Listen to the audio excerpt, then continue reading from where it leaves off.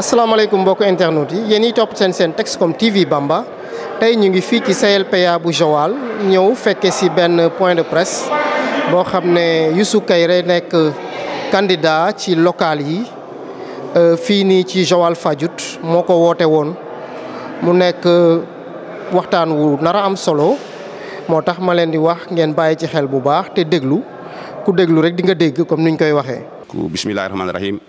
maa ngi bëgg a commencé waxtaan bi ñu dalee ko comme ñun moom lañu habitude li ñu xam habitude mooy ñaan ba pare doog a commencé waxtaan bi kon nañu ut ku ñu sànnil ñaan ci salle bi joxe benn ñaan ñu ñaan doog a tijji waxtaan bi.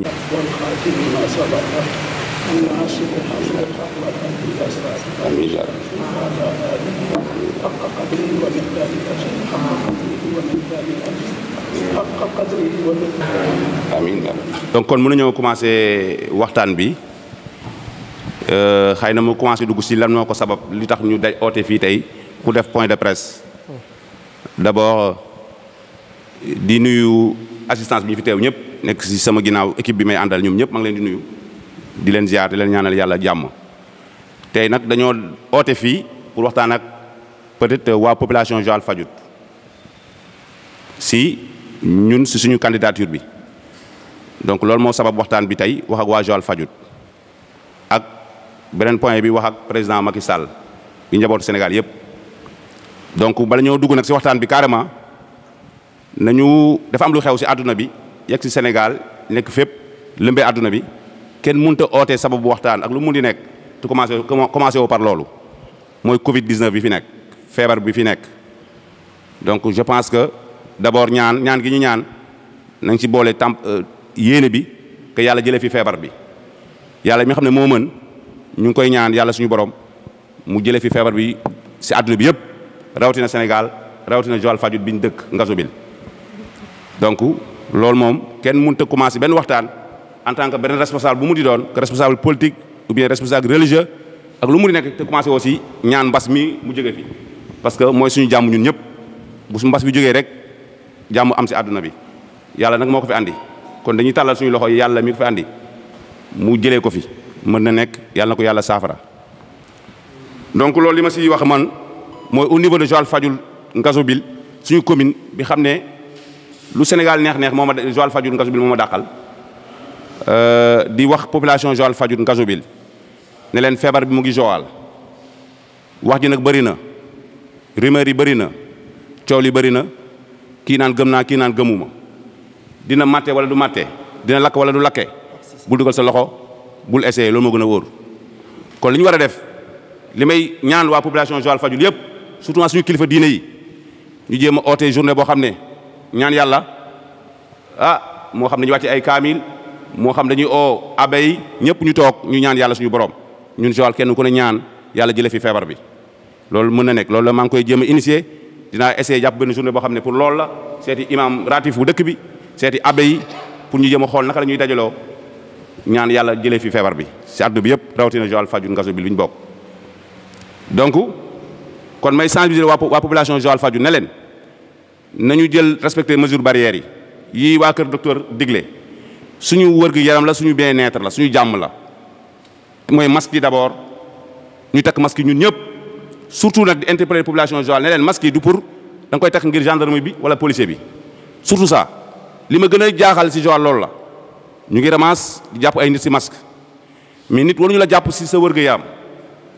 donc loolu je pense que c'est insensé amul yenn wul maanaa il faut ñu comprendre ne gendarmerie wala policier bi yow lay liggéeyal mais waroo xaar mu lay jàpp ci ndax masque ndax sa wër-gu-yaram moytul ndax feebar bañ laa dal ñu la ciy jàpp. nga si fay ay 3000 ay 6000 mu mel ni nit ñi dañuy takk masque ngir rek daw gendarmerie bi wala 3000 am wala 6000 am wala bañ ko mën a ramasser mais non man jàpp naa ne loolu warut a demee noonu ni mu war a demee mooy masque bi pour suñu aar suñu wër-gu-yaram la pour moytu feebar bi la. kon kenn ku ne boo xëyee def ko sa yitte ni ngay ndékkee ba suur xalaat ne damay war a ndékki noonu nga xalaat ne dama war a takk masque ngir aar sama njaboot samay doom sama yaay si kër gi ñu aarante ñun ñëpp parce que nag diine loolu la santaane da ngay moytu. diine waxul rek lu ñëw ne yàlla la yàlla rek dégg naa ñu koy wax souvent yàlla ku mu war a rey dina la rey loolu dëgg la mais yàlla moo digale moytu kon nañu moytu ba pare rek doo teg yàlla da ne nga moytu ba pare nga doog a bàyyi ak man li sama loxo mais moytu woo pare na yàlla bay sa tool. kon ngir yàlla maa ngi ñaan population Joal Fadiouth Ngazobil yëpp ñu respecté masque yi di ko takk gel yi di ko kii suñuy raale suñuy loxo di moytante ba ñu jigéewoo lool xëy na du yomb trop Sénégal parce que nit ñu jaxasoo la nit ñuy dundee suñu famille mais nañ ko moytu bu ñu ko defee rek feebar mën na fee génn bu ñu xeexee suñu biir boole si ñaan yàlla feebar mën na fi jóge mais lu ñu ñaan yàlla lu ñu gëm yàlla te moytuwuñu feebar du fi jóge bu ñu naxante kon feebar moytuwuñu ko ngir Macky Sall moytuwuñu ko ngir ministre bi wala moytuwuñu ko ngir kii policier bi dañ koy moytu pour aar suñu bopp man de loolu laa leen doon ñaan yéen waa population Joal maa ngi leen di ñaan loolu ngeen dimbale seen bopp dimbale seen askan dimbale suñu yaay booy suñu parents yi xam ne am nañ âge tuuti kon képp kuy moytu rek da ngay moytu ngir sa waa kër yi tamit ñu moytu si biir kër yi bu ñu ko def si biti rek liggéeykaay yi fii am na secteur quai de pêche marché yi Xelkom Tanba ñun ñëpp xam ne ay rassemblement dafay am nañu gën a moytu feebar bi ba ma ñoo yàqal dara ëllëg loolu laa doon ñaan population Joal si feebaru Covid bi xam ne moo fi nekk loolu daal xëy na du ma tàyyi di ko wax mënu naa si wax fii ba suba parce que lu ñu yitteel la bala nga naan naam da nga fay nekk li ñuy mëbët yëpp bala ñu ko mën a def day fekk feebar bi jógee fi ñu am jàmm ñu doog a mën a continuer suñu activité mais gis nga feebar bu jógewul activité yëpp na taxaw te li ñu fi jaaroon métti woon na lool si Sénégal comme que mi wàcc liggéey bi neexatuloon tëj marché yi tëj transport bi loolu war ñu fa mën a yegg ñun nag ñooy tax duñu fa yegg bu ñu moytoo rek duñu yeggati foofu te loolu ñaantu yàlla mu amati si Sénégal kon nañ moytu ndax aar suñu bopp donc vraiment côté boobu moom loolu laa doon dinaa ko tijjee wax ko waa Joal yëpp Fadiouth Ngazobil pour ñu moytu loolu donc vraiment kon côté boobu yaakaar naa mën naa dugg nag si waxtaan bi voilà donc nag population Joal Fadiouth Ngazobil lii ma oote man tey ngeen xam ma man Youssou Kairé dëkk Joal Fadiouth fii ginnaaw yàlla maa ngi gërëm yàlla suñu borom mi ñu may ñu am kattan toog fii tey di waxtaan ak waa Joal Fadiouth Ngazobil am wër gi ak dal gi donc kon maa ngi ñaan suñu borom mu gën ñëw kattanal gën ñëw dooleel di ko sant bu baax ak sama ñaari waajur donc ñu ngi leen di gërëm di sant ak sëriñ yi nekk Joal Fadiouth yëpp kilifa diine yëpp kilifa aada yi kilifa diine yi si côté catholique yi ak jullit yi parce que Joal noonu la mel ñaari ñoo ko sos ñu ngi leen di nuyu kenn ku ne si sa tur ak sa sant imam ratif bi di ko teg si loxo imam ratifu Joal Fadiouth imam Idrissa Seck mënuñu tudd turam moom kese parce que mooy imam ratifu bu ñu tuddee imam ratif tudd nañ diine gi yëpp bu ñu tuddee abbé bi nekk fii Joal ak bi nekk Ngazobil tudd nañ diine gi yëpp ñu ngi leen di nuyu di leen ziar di leen wax ne leen surtout kilifa diine yi yëpp yi ma xam seen ñaan yegsi na ñu ngi leen di sant bu baax yëg nañ ne seen ñaan yegsi na si man suñu ak ñi may àndal yëpp parce que bu may doog a dox projet bi yéen ñëpp dem naa si yéen seeti leen too waxtaan ak yéen dénk leen sama bopp kon nag maa ngi leen di yëgal ne leen seen ñaan yegsi na yéen ñëpp du ma tudd tur kon damay kulim juum mais kilifa képp ku nekk kilifa diine biir Joal Fadiouth rek Ngazobil si côté catholique côté jullit maa ngi leen di remercier di leen wax ne seen ñaan yegsi na si ñun bu baax a baax parce que seet si naa leen wax naa la yéen kon loolu am na solo donc kon man li ma gën a yëkkati tey mooy wax leen sama candidature bi ñuy dégg Joal Fadiouth ne Youssou Kairé candidat la si élection locale yi di ñëw xëy na Joal yëg nañ ko parce que maa ngi koy yàgg naa ko commencé dox depuis janvier mais ba tey am na fu ma yeggul biir Joal lu ma dox mënu ma gaaw dajale Joal maa ngi si nag arrêté gu ma damay continuer mais xëy na li tax préféré ma def tey point de presse parce que médias yi xam nañ ne dafa tas si àdduna bi foo wax ñëpp dégg la comme maa ngi dox Joal dox bi yeex na parce que li tax ñëpp laa bëgg a seeti Joal Fadiouth ruq laa bëgg a dugg Ngazobil fépp laa bëgg a dem commencé naa ko matagul ma ne waaw temps bi tam mayuñu ko lool ma ne kon naa def point de presse pour au moins wax ak population Joal Fadiouth Ngazobil lii ma tax a jóg lii tax ma ne damaa doon candidat aux élections locales lii bu ma amee ki ma egsagul si moom dina dégg sama message du tere dinaa ñëw si moom waaw parce que élection yi des na te bëgg naa continuer liggéey bi ba waa Joal Fadiouth bu ne Ngazobil ma toog ak yow wax la sama mëbët déglu sa xalaat moo tax ma def point de presse bi nag pour partager ak yéen un peu li ma yëkkati kon fu ma yeggul xam ne loolu moo tax may sàkku ngeen bàyyi ma xel bu baax déglu li may wax parce que lu am njariñ la pour Joal Fadiouth Ngazobil donc man dama nekk un conseiller municipal depuis 2014 si magistrature Boucar Diouf le maire de la commune di ko remercier de passage liggéey si nekk conseiller municipal pendant 7 ans yaakaar naa li ma gën a may fit ma jóg foofu la commencé parce que man yàlla dafa bindee du ma xëccoo lu ma xamul parce que loolu xaw na bokk si xaw a ñeme yàlla tuuti moo tax ma ne woon dinaa bu ma nekkee conseil municipal ba pare am lu ma si jàngat ay analyse yu ma si def ak tuuti expérience bi ma fi jëlee parce que kenn mënut a xam lépp si benn mandat mais am na tuuti lu ma si xam moo ma permettre ma ne kon man nag war naa mën a jóg doon candidat aux élections locales bii di ñëw mais si ban façon si ban façon li tax ma jóg si ban façon laa ko jógee mooy façon candidature boo xam ne si analyse bi ma def si Joal Fadiouth Ngazobil depuis politique bi fi amee ba tey ma juddoo fi yaroo fi nekk xale ba màggee fi toll nii ma toll analyse bi ma def mooy Joal doxul ni mu war a doxee Joal manqué na lu bëri mais ma jàpp ne sama première observation mooy li tax Joal doxul bokk na si niñ koy doxalee bu local ñëwee dinaa koy faral di wax souvent si sama discours bay passé def naa ay erreur de communication un peu si politique du ma ne du ma politique non du ma politique dama koy wax parfois mu gàtt nit ñi dégg ko interpréter ko neneen képp kuy yeewoo si àdduna yaa ngi politique mais ban façon politique xëy na foofu il faut que ngeen comprendre ne politique dafa am politique vrai politique ñëpp a koy def képp ku ne sa biir kër rek yaa ngi politique mais politique politicienne laa dul def laa wax loolu aussi naa ko préciser politique politicienne moom intéressé wu ma dëgg-dëgg donc ma ne Joal presque politique politicienne bi dafay xaw a yàgg trop bu local ñëwee kenn ku ne dem sa parti di liggéeyal sa parti doon candidat si sa parti di xëccu pour gagner maire Joal ma jàpp ne Joal li koy defar du parti politique moo koy defar sama gëm-gëm laa wax mën naa trompé wu kenn ku nekk ak sa gis-gis mais sama gis-gis mooy li koy defar mooy nañ créé loo xam ne moo sut parti politique sut lépp ne si kaw mooy lan ñu tuddee ko ligue mixte de développement si baatu tubaab bi si olof ñu tuddee ko ànd defar Joal parce que pourquoi ma ne ànd defar Joal lay oote man si sa candidature may oote ànd defar Joal lay oote pourquoi ma oote ko dama yaakaar ne Joal bu ñu bëggee mu jag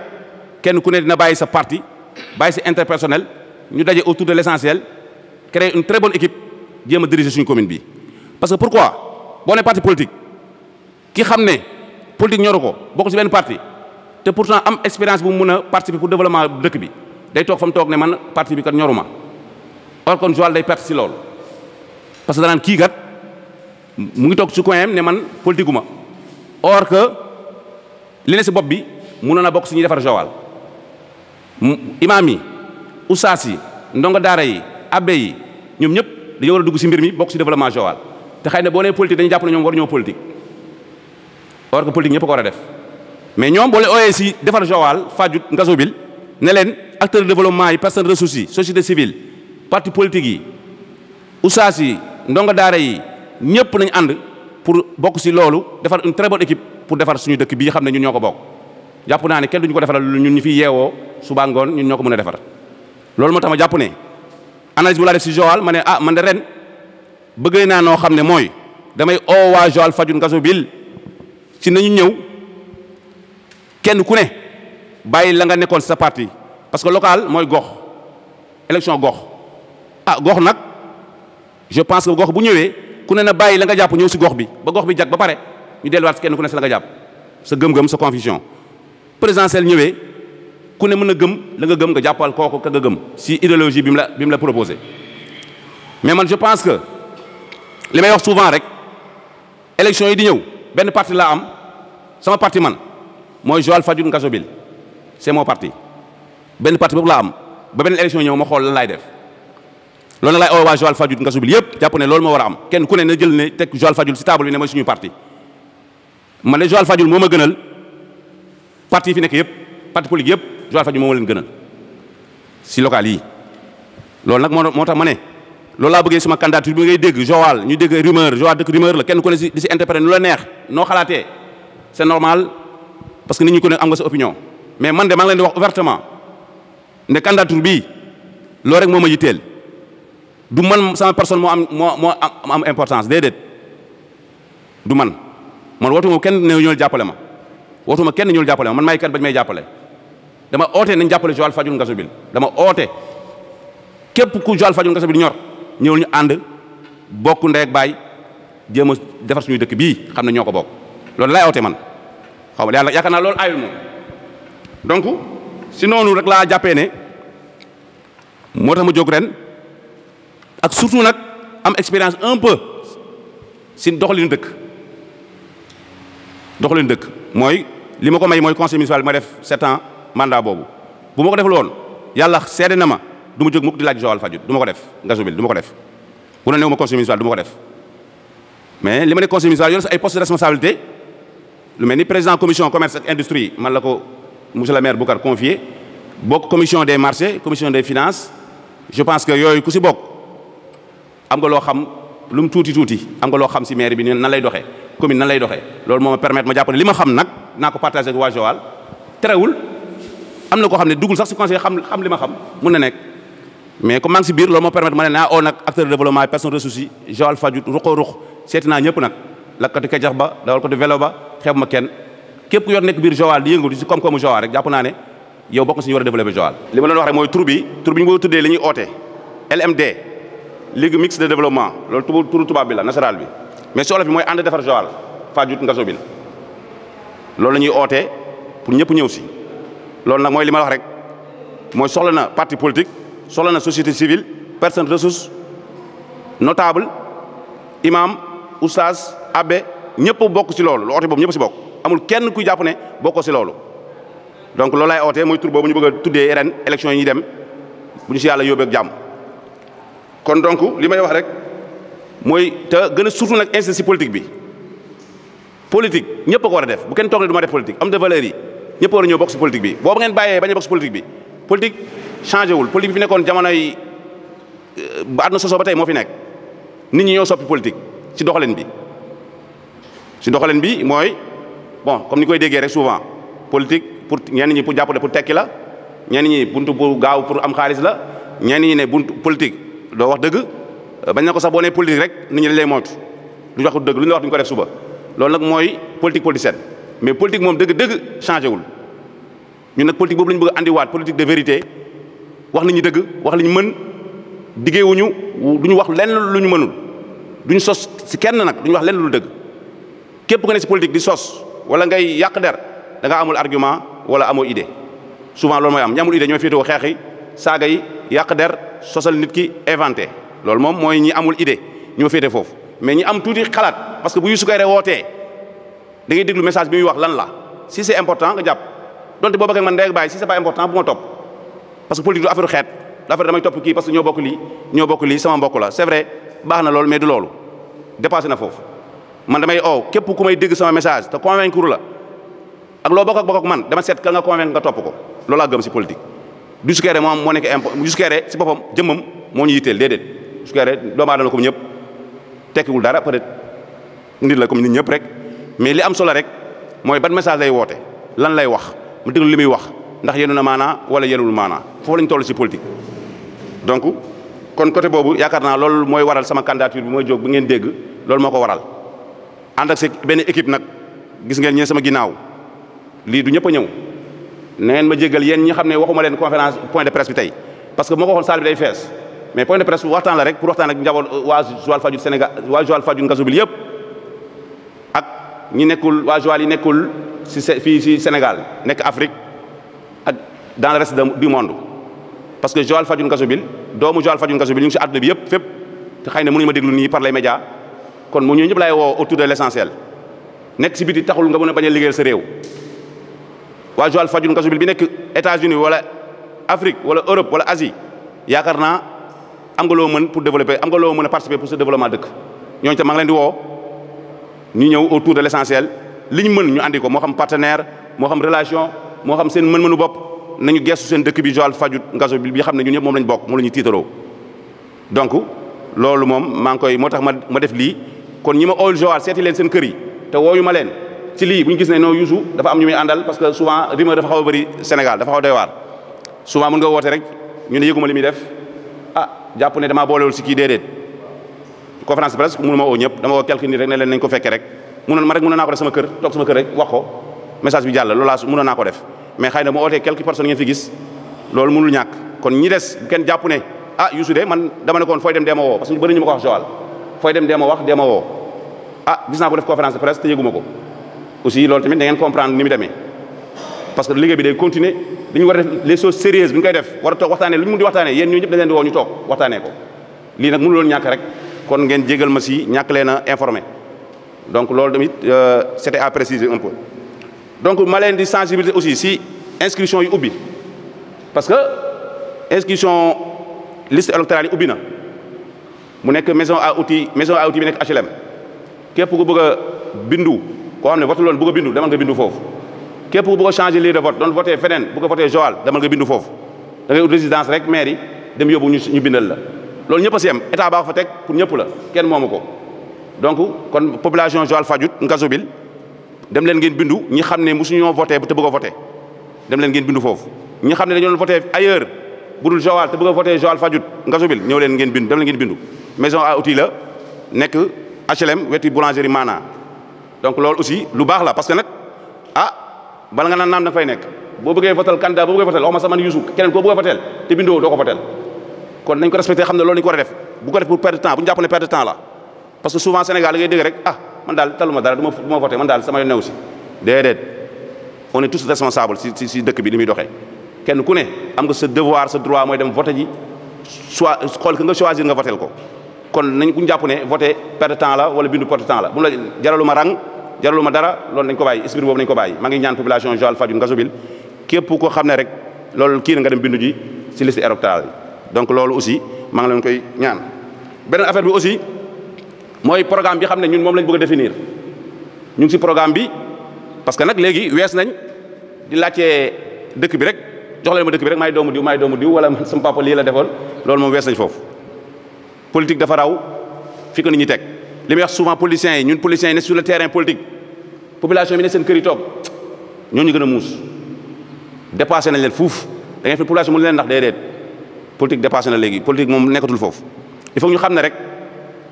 benn un tiers population bi ñoo ne si acteurs politiques yi ñu def toog seen kër di xaar di déglu nag conscient trop seen destiné dëkk bi donc kon programme boobu ñu bëgg a def yaakaar naa oote na ci benn journée le 27 bu ma juumul le 27 juin benn fii salle bi la ñu ko defee woon oote acteur de développement Joal Fadiouth yëpp loo xam ne yaakaar naa musul am Joal mu ngi doon c'est une première bu ma juumul man de yàgg naa Joal fi laa juddoo mosuma ko dégg peut-être woote secteur yëpp ñu nekk port ñu nekk Xelkom ñu nekk Tanba dawal ko vélo bi dawal ko Jakarta ba clando ba dawal ko seret ba lagg-laggal ba jaay ko caaf ba ñu woo leen ñoom ñëpp keroog ñu daje salle bi yendu fi de 9h ba 17h ñu ne fi di yendu di waxtaan jafe-jafe Joal parce que sama xalaat mooy bu ma bëgg defal programme du ma def un programme copie-coller li may tuddee copie-coller mooy comme ni ñu ko defee rek yomb na net bi nga dugg programme communal ñu bindal la tal léegi nga war a def or que réalité yooyu bokkul ak Joal parce que li mën a jàll Mbour wala jàll Thiès mën na bañ a jàll Joal Fadiouth Ngazobil moo tax ma ne woon boo bëggee defee programme da ngay seet jafe-jafe yi dëkk ba ñu ne sa acteurs yi ñu wax la ne la que lii lañ jafe-jafe secteur bu ne donte man gëstu naa si tuuti parce que tëbuma rek woo leen secteur bu ne am na lu ma fa xam mais lu ma fa xam-xam ka fay yeewoo di fa liggéeyee suba ngoon moo ma gën a xam secteur boobu moo woo leen déglu leen ku ne wax sa jafe-jafe keroog fii lañ yendu dafa benn PV bind ko de passage di remercier doyen Ibrahima Ndiaye keroog fekke ne ko moo ko jëmal bés ba maa ngi koy remercier de passage di ko ñaanal yàlla màggal ko donc keroog moo def PV bi yëpp bind lépp recensé lépp pour ñu xool jafe-jafe Joal loolu nag si la ñuy tënku si la ñuy basé wu pour defar programme bi xam ne programme boobu la ñu bëgg a wéyalee mu nekk boobu moo rek suñu programme pour li ñuy laaj waa Joal parce que daan na yomb lool candidat yëpp duñ teg programme ñoo rek jox leen ma Joal ñun nag dañoo bëgg a teg programme boo xam ne du programme Youssou Kairé encore une fois programme boo xam ne la programme Joal Fadiouth Ngazobil pourquoi kenn ku nekk Joal rek am nga si benn brique boo mën a teg ñu boole brique yi ne programme bi kat lii la moo tax ma otoon journée boobu mu réussir trop di sant ña fa ñëwoon ñëpp kenn ku ne wax sa xalaat si Joal wax sa jafe-jafe secteur ba nga nekk ñu recensé ko ñu ngi si programme bi léegi tëjaguñu programme bi nag parce que lu tax tëjaguñu ko boo ko teelee tëj am na koo xam ne xëy na ñëwagul wala déggagul suñu message te pourtant lii da koy intéressé ñu bàyyi ko xel moo tax ñu ne programme boobu duñ ko tëj il est toujours ouvert pour ëllëg keneen ku ñëw am xalaat boo xam ne c'est pertinent pour ñu boole ko si programme boobu ñu boole ko si programme boobu moo tax ñu ngi laaj ñu wax ba population Joal Fadiouth Ngazobil yéen ñëpp tàllal leen loxo si programme boobu ñu war a defar xeebuñu kenn nag ba si jaaykatu caaf ba am na lu xam ne si Joal na ko wax nappkat ba na wax kane sa kër ba maire ba toog sa kër ba bu ñu ko xeeb nañ ko déglu xalaatam si Joal Fadiouth Ngazobil parce que loolu mooy defar dëkk waa dëkk ba ñooy defar dëkk ba bu ñu bëggee dëkk ba avancé kon loolu programme boobu li leen si mën a wax rek li tax mënu koo génne bu élection yi desee peut-être 2 mois peut-être dina fekk ñu pare si génne ko wan ko population Joal ne leen kat ñun kat lii lañ bëgg a mébét si dëkk bi ëllëg bu ñu ko jotee si coobare suñu borom parce que loolu nga mën a wax duñu promettre kenn lu ñu mënul duñu wax kenn loo xam ne duñu ko def naruñu ko yàlla nag mooy mottali bu ñu paree si loolu ba defal programme bi dañ ko présenté pour toute la population de Joal Fadiouth Ngazobil wala ne leen kat suñu programme mu ngi nii ñun kat secteur yëpp sur la santé par exemple sur le sport sur l'éducation sur pêche lii lañ xalaat extra compétence yu maire yi xam nañ ko communal yi dañ si basé wu wax faisabilité bi aussi lan lañ mën ak fi ñu yaakaaree ressource bi loolu yëpp bu ñu si yeggee xëy na les jours à venir dañ si mën a expliquer doomu aadama yëpp pour ñu comprendre ñu lan lañ namm pour Joal Fadiouth Ngazobil bi ñu bokk. donc programme boobu la naa ko préciser pour leneen programme boobu kon ñu ngi si bu baax donc yaakaar naa loolu moo nekkoon li ma bëgg a wax ak waa Joal Fadiouth sama candidature bu ma fàttewul dara parce que nag yàlla moom moo mën a matal isaay nga wax am loo bàyyi fekk nekkoon na si sa xel wala nekkoon na si sa programme loo war a wax mais grande ligne yi ma gis daal waroon naa si discuter un peu si sama candidature bi ko la ko waral lii moo ko waral donc kon di talal loxo waa Joal Fadiouth Ngazobil yëpp nee ñëw autour de l'essentiel defar suñu dëkk bi jéem a fexe Joal Fadiouth jóg mel ni yeneen dëkk yëpp wala gën leen raw donc loolu laa ne woon tey jii dinaa wax ak waa population Joal Fadiouth Ngazobil si programme bi xam ne moom lañ am si candidature bi xam ne moom lañ démarche bi lañ oote pour kenn ku ne gis si sa bopp ku ne am na si xalaat nag man li may wax rek doomu aadama laa comme ñëpp xam naa ne bëgg naa Joal wóor na ma ne bëgg naa Joal Fadiouth Ngazobil bi ñu bokk parce que aw ma loolu Joal Fadiouth Ngazobil moo ma gënal sax Europe man parce que def naa voyage 2 fois te tooguma foofu mënoon naa fa toog amoon na opportunité toog foofu resté comme samay morom moodu ut fa koom-koom di def comme ñëpp tabax kër comme ñëpp di dund comme ñëpp mais dama jàpp ne rek yàlla dafa boole si ñu war a dama gëm ne yàlla boole na ma si ñu war a defal Joal Fadiouth Ngazobil man yàlla dama see boole gëm-gëm bu laa am moo tax rek ma resté fii Sénégal resté fii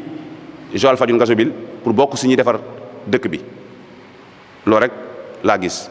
donc vraiment maa ngi waa Joal maa ngi leen gën a remercier surtout nag équipe bi ma àndal pendant des mois sur le terrain mu metti lool bu ma gisee ni may waxee je suis fatigué je suis très fatigué sonn naa trop coono bi jàpp na ma dama maigrir sama waa kër dañu may yërëm si ni ma maigriree li ko waral mooy damay xëy 8 heures ba minuit di dox biir Joal di dugg di déglu nit ñi di wax ak ñoom parce que ni may démarché politique bokkul ak mu njëkk ba man du ma dem rek oote ay meeting wala oote ay xumbel ñëw di wax déedéet dama dem si nit ñi seen kër yi toog ak ñoom waxtaan dafa 1 heure de temps wala 2 heures de temps si benn kër déglu communication bi wax leen li ma xalaat déglu leen ñoom seen li may jox loolu nag moo ma sonaloo moo def ko pendant 7 mois yaakaar naa loolu yombul moo ma xaw a jàpp trop mais Joal Fadiouth Ngazobil jaral na ma ko loolu jaral na ma ko juré jusqu'au bout déglu naa leen parce que amal na ma njariñ li ma def sur le terrain boobu kon ñi ma àndal xam ne ñoo may accompagner sur terrain boobu mooy ñi ngi sama ginnaaw peut-être ak ñoo xam ne sax ñëwuñu tey maa ngi leen remercier xamul tax maa leen remercier waruma leen remercier parce que seen bopp lañu ko defaluñu ma ko man mais pourquoi mooy Youssou oote xale bu ndaw am ñu ma mag fuuf topp ma gëm projet bi Joal Fadiouth moo tax ñu topp ma Ngazobil moo tax ñu topp ma ndax du intérêt man yoruma xaalis yoruma lu ma may kenn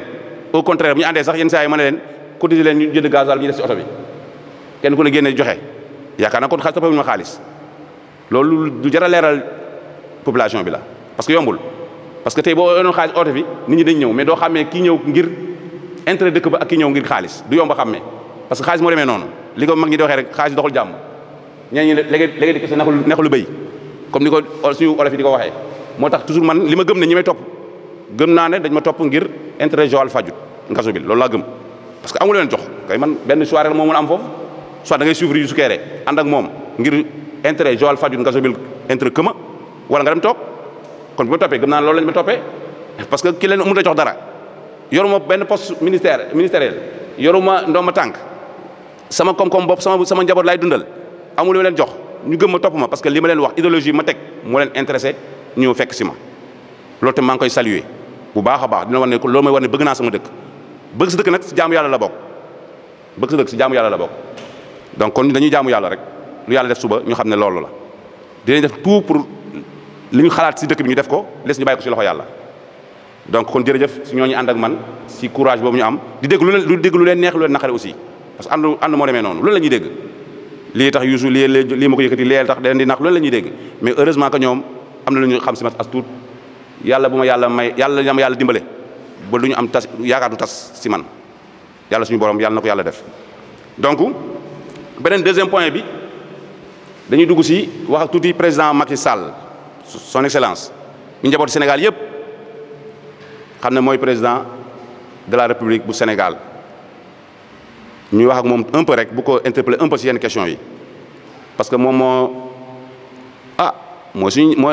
suñu njaatige de si Sénégal yëpp léegi Joal si Joal lañ koy wax Joal Fadiouth Ngazobil bi xam ne ñun moom moo ñu gën a lu ñu bëgg Sénégal moom la ñu gën a bëgg nag dëgg bu dee dëgg rek yàlla dëgg la bëgg ñu ko si wax bu ko si interpeller un peu président Joal gisul boppam si sa gouvernance Joal li ma doon gis boppam gisul ko boppam président bu dee dëgg rek nga bëgg a dégg parce que pourquoi ma wax loolu président Joal Fadiouth sur le plan politique d'abord bi xam ne sax yéen moom ngeen xaw a gëm tuuti bon parce que xam nga politique dañuy souvent di wax damay dégg si ñoom moom président mos naa ko dégg moo xoo que ñi ma ànd ak man laaj ci ko defal ba pare doog a gestu keneen mooy sur le plan politique ñu ànd ak man si politique ñoom laay defal doo ko defal keneen mos naa ko dégg man en personne wax ko président li may wax bu dul dëgg moom mu ngi may dégg président waaw mais pourtant man ma yaakaar ne sur le plan politique Joal Macky Sall la ñu àndal waxuma man de li may wax il faut ngeen comprendre man waxu ba taxul may wax population Joal Fadiouth parce que bu ñu ànd mooy majorité toutes les élections yi ma fekkee fii man Macky Sall moo ko gagné monsieur le président Macky Sall moo gagné élections yi ma fekkee fii yëpp man Joal moo ko remporté avec la majorité kon kay sur le plan politique Joal Fadiouth moom la ñu àndal Ngazobil moom la ñu àndal te gisuñu seen bopp kon président loolu jaaxal na ma donc bon beneen plan bi aussi sur le plan statut Joal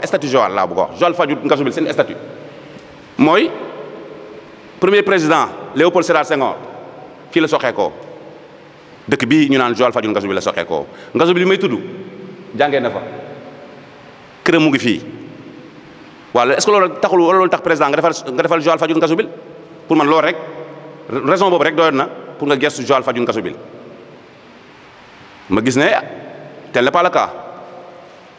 loolu nag laa lay interpeller président mi xam ne yaa ñu bokk njaboote nga gestu suñu dëkk bii di Joal Fadiouth Ngazobil mérité wul nii mu mel Joal nii mu mel mérité wu ko dëgg-dëgg dafa am benn góor gu ne ma Léopold Sédar Senghor bu juddu woon tey bu dekki woon tey du réer pour dem këram ça c'est grave li may wax nit ñi ma doon àndal xam ne benn góor gu nekk biir Joal moo ma ko wax ne ma du réer ça veut dire que Joal changé wul spécial ci biir Sénégal parce que boo génnee Europe man mi def Europe tuuti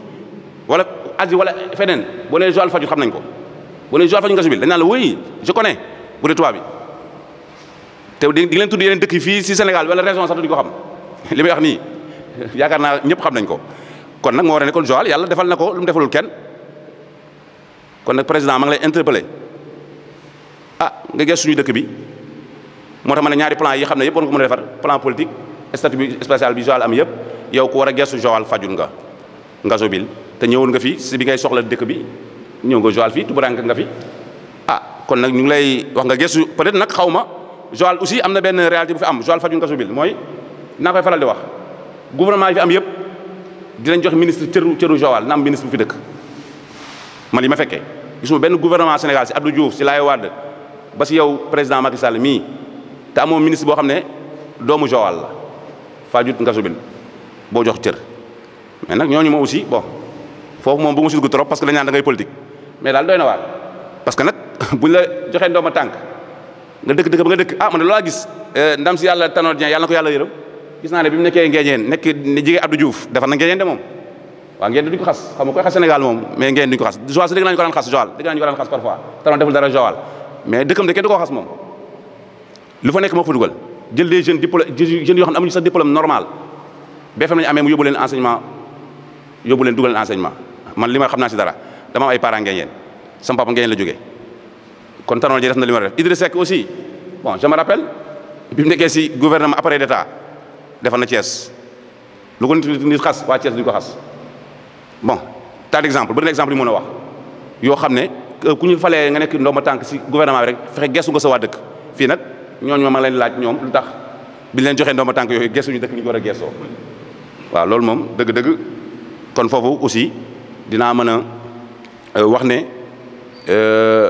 foofu moom xëy na xaw ma du ma wax parce que boo waxee rek ñu ne kii dafay politique day sànni xeer xam nga dañoo xam te xam naa man dëgg laay wax man moom politique moo si naree wax loo xam ne ay sos la wala nar see wax la du dëgg kon ma bàyyi ko kon ma bàyyi politique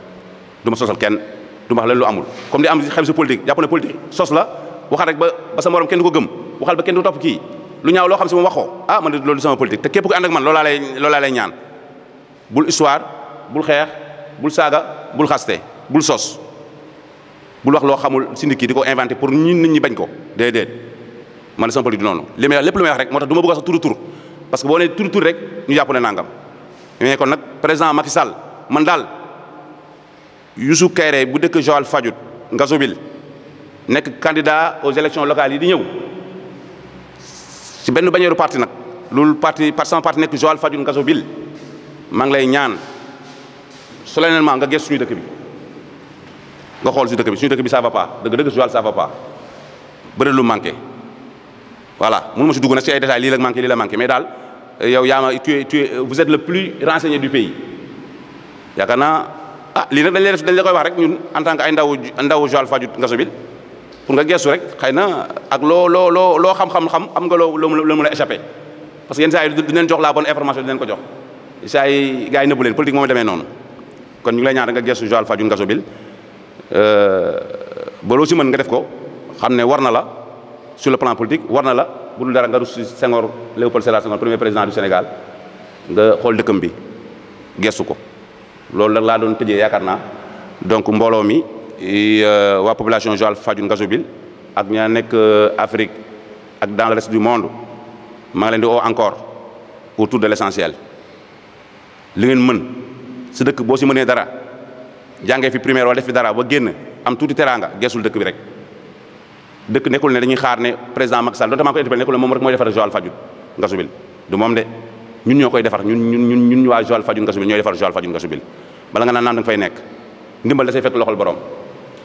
luñ mën nañ ko essayé nekk si ba kenn fekk ñu si donc loolu laa ne woon tey dinaa ko wax nag yombul parce que souvent nga wax fàtte lu bëri bàyyi yu bëri mais yàlla mi mën a matal yàlla mottali lépp kàddu yi lu si ñaaw ñu xam ne doomu aadama bi la lu si rafet ñu xam ne yàlla suñu borom la kon jërëjëf yéen journalistes yi maa ngi leen di nuyu di leen gërëm di xaar seen i question journalistes yi nag da ngeen a xaw a compliqué yenn saa ngeen posé question yoo xam ne moom dafay xaw a doy waar mais dañu essayé suñu kéemtulaay kattan lu ñu si mën a tontu ñu tontu ko on va essayer donc jërëjëf asalaamaaleykum wa rahmatullah mbooloo mi